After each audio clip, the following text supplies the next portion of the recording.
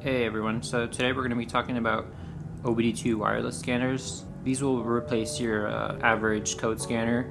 They're a lot smaller, have a lot more functions, and they're just, they're smart devices compared to just your ordinary code scanner that's meant for one function. Before we get into this, I'm going to compare it to just your, a code scanner that you might have seen before. We'll see what functions this has over what a normal code scanner has. Alright, so here we have just an average code scanner.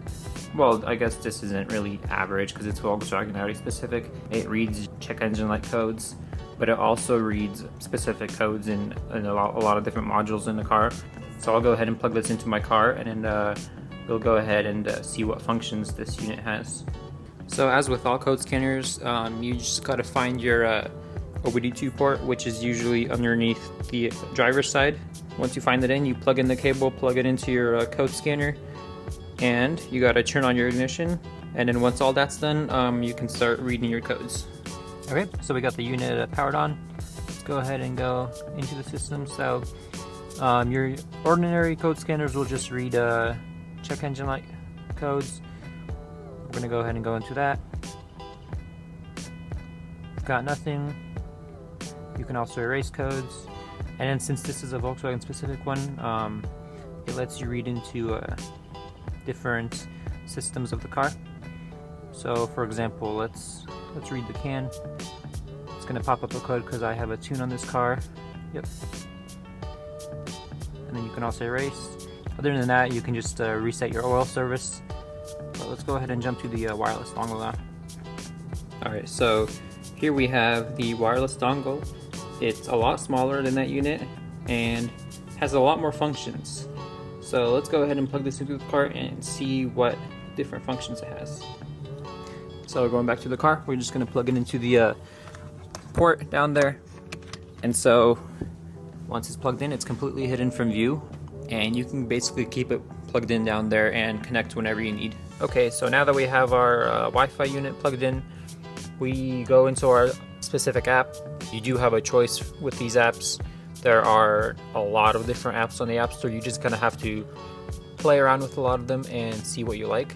They usually have the same functions, just maybe in a different UI layout, but overall most of them are the same. Some of them are paid. The paid ones have a lot of features in them, but this is the one that I'm using. Is called obd2. It's free.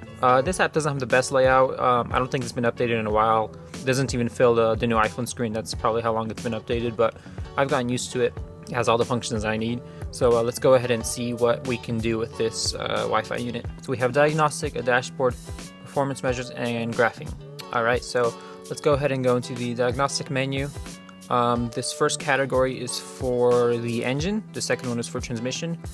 I believe most cars, well, most Volkswagens will be the same. It will vary by car. You'll just have to Google around and see what each category is. So let's go trouble codes. So this is just your normal check engine light scanning. If we go back, so there's a few different things in this diagnostic menu that you can also see. And let's go to the dashboard. So in this dashboard, you've got a lot of different basic information. They do have 3 built-in dashboards. We'll go to the custom mode. You can basically choose from a whole list of things to track. The most popular item is probably like the boost. I tend to stay away from the horsepower numbers. I don't know if those are accurate. So with that being said, I'm going to demonstrate what that looks like. I'm going to start a screen recording on my iPhone, and let's go. Okay, so we got a nice open road.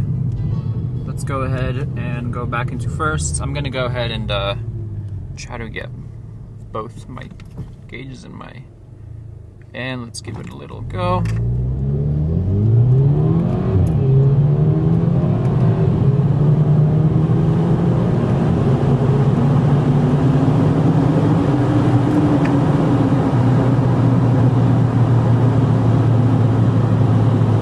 Now that you guys have seen how that works, I'm gonna pull over and I'm gonna switch the function. We're gonna try to see if we can graph anything. Okay.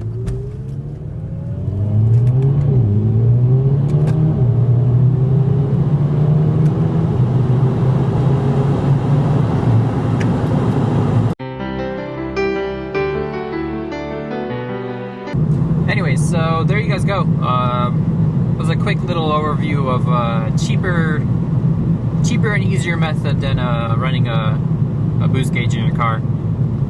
Once again, you know, if you're just messing around, just curious, this is the perfect option for you. But you know, if you're actually serious and you're, you know, going to the track and everything, I'd still recommend a boost gauge. But other than that, that's all I have for you guys. See you next time.